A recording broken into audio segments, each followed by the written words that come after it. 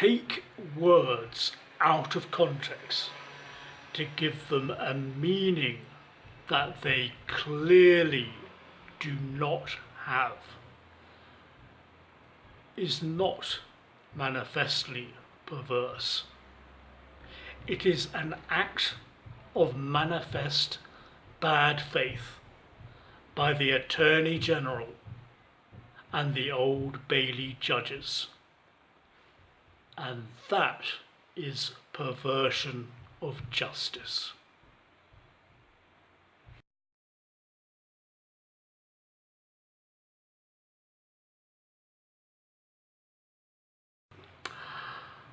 There's an old legal dictum that justice must not only be done, but it must be seen to have been done. And this layman who elects legislators to make the law has not seen justice done. I've titled this video Manifestly Perverse. Really, the more I looked into this contempt judgment against Tommy Robinson, the more that title became inadequate. And this is the adequate title. Each of the 3 counts for contempt was upheld against Mr. Tommy Robinson, and I'm going to go through those. As I do, please do bear in mind that according to this CPS website, the burden of proof for both civil and criminal contempt cases is the criminal burden of proof, which is beyond all reasonable doubt.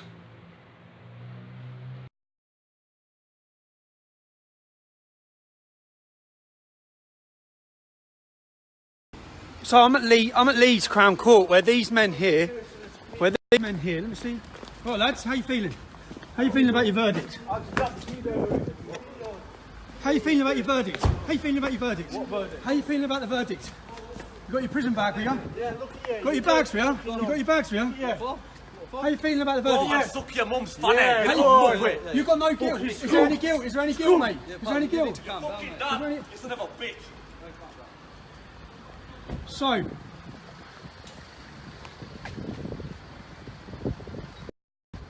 as you can see there, doesn't seem like much guilt. Doesn't seem like anyone's ashamed. I'm outside Leeds Crown Court, where today 10 men are facing verdicts. They're verdicts for alleged grooming and rape scandal. How are you feeling about your verdicts? That is a standard journalistic question. You may have detected a subtle desire to needle the defendants, but how are you feeling about your verdicts is within the law. And the follow-up question, I see you've got your prison bags. Well, they denied that they were there for their verdicts. So again, that's nothing illegitimate journalistically about that.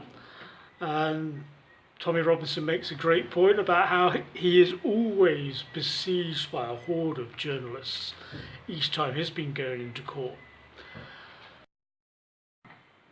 As far as I'm concerned, Tommy Robinson, and I am not a Tommy Robinson supporter, and now more than ever am I not a Tommy Robinson supporter for reasons I shall not go into. But as far as I'm concerned, Tommy Robinson did a public service acting as a citizen journalist that day. He put on record how vile these gang-raping paedophiles, as they were found to be, are. And he did so within the law.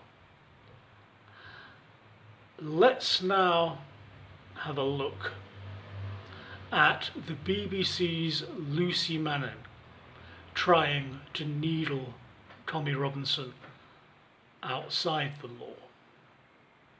Tommy Robinson, going to face justice for potentially collapsing this trial. I didn't potentially collapse any trial. I'm actually not in charge. I'm not on trial for potentially collapsing a trial. My charge is causing anxiety to the men walking into court. By putting cameras and asking questions. Exactly what you've just done to me is what I face contempt of court for. Exactly this. You think this is causing me anxiety? Look at your actions. That's what I'm facing trial for. I didn't act this way. This is a facade. The whole public know that. That's why the public are here to support me. No, I didn't nearly collapse. That's a lie. You're lying. You're lying. She presumed his guilt. YouTuber Politico puts it brilliantly. Are you going to finally face justice for potentially collapsing a trial? Is it right that you face justice? So what if Tommy had said something identical to that? Are you finally going to face justice for raping young girls? The finding of contempt against Tommy Robinson for citizen journalism is manifestly perverse. It is an attack upon the liberty of the subject to conduct citizen journalism.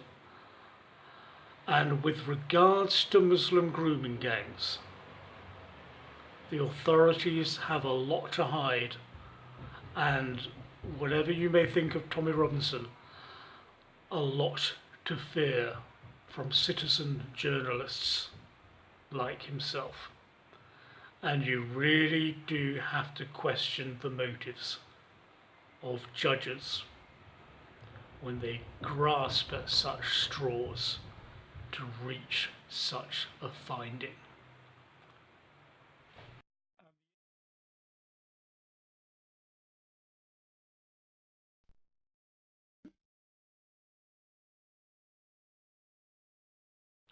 The purpose of a postponement order is to ban reporting of evidence given and verdicts given in linked trials to avoid prejudicing subsequent trials. Tommy Robinson observed the reporting restriction. He did not report on evidence given in the previous trial nor the verdicts given. He did not report on the evidence given in the trial which was awaiting a verdict,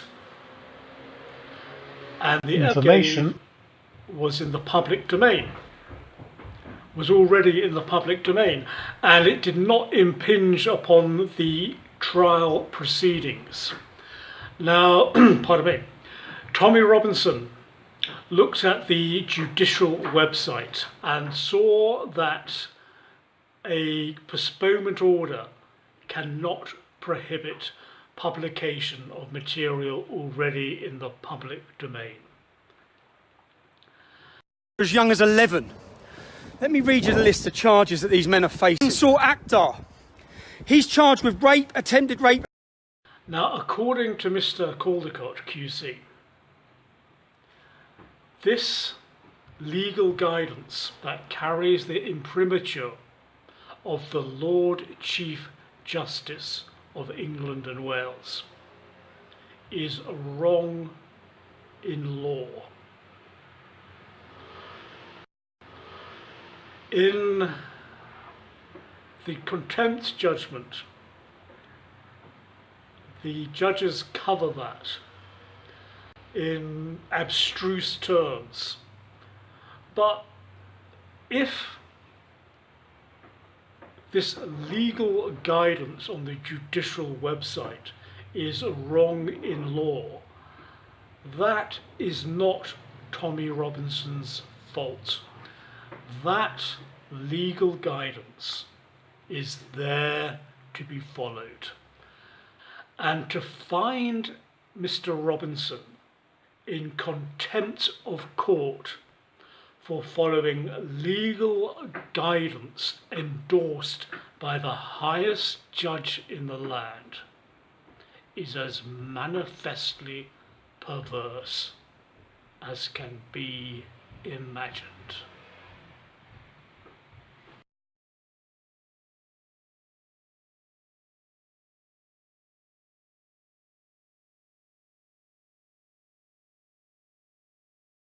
I started putting some stuff together for this video just after the judgment was given, and it wasn't yet available. And on this count of contempt, I have to say that I thought fair cop gov. Robinson, whose real name is Stephen Yaxley Lennon, you've guessed it, this is the Independent, pointed out one of the defendants and told his viewers, harass him, find him, go knock on his door, follow him, see where he works, see what he's doing. And in the judgment, this is what Dame Justice Sharp says.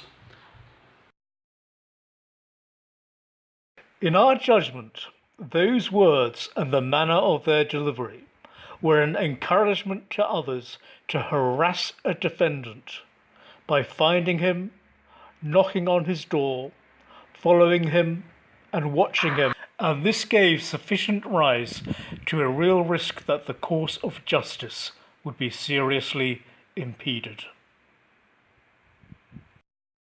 That is contempt of court. But I thought I would try and find this relevant extract from his video anyway. And this is it. They're not here to find who these people are. They haven't followed these people. You know this lad who runs Generation Identity? I found out that the media had been harassing his family. Yeah? You want to harass someone's family? You see that man who was getting aggressive as he walked into court? The man who faces charges of child abduction, rape, prostitution. Harass him. Find him. Go knock on his door. Follow him. See where he works. See what he's doing. You want to stick pictures online and call people and slander people? How about you do it about them? Instead of do it about someone speaking about them. Who knocks? That's what. That is clearly a rhetorical question to the media, expressing Tommy Robinson's frustration that instead of going after Muslim grooming gangs, they go after people who speak out against them. In no way, shape or form does it bear the interpretation that Mr. Caldecott QC and the judges have given it.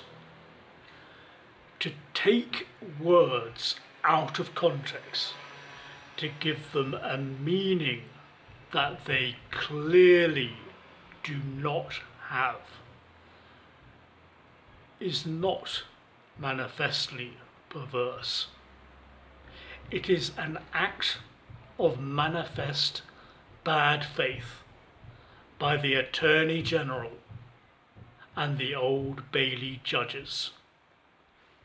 And that is perversion of justice. As far as I can see, the only reason why all of these tenuous charges at best have been stacked up is to send Tommy Robinson back to prison for as long as possible, to get killed by Muslim inmates and shut him up about Islam.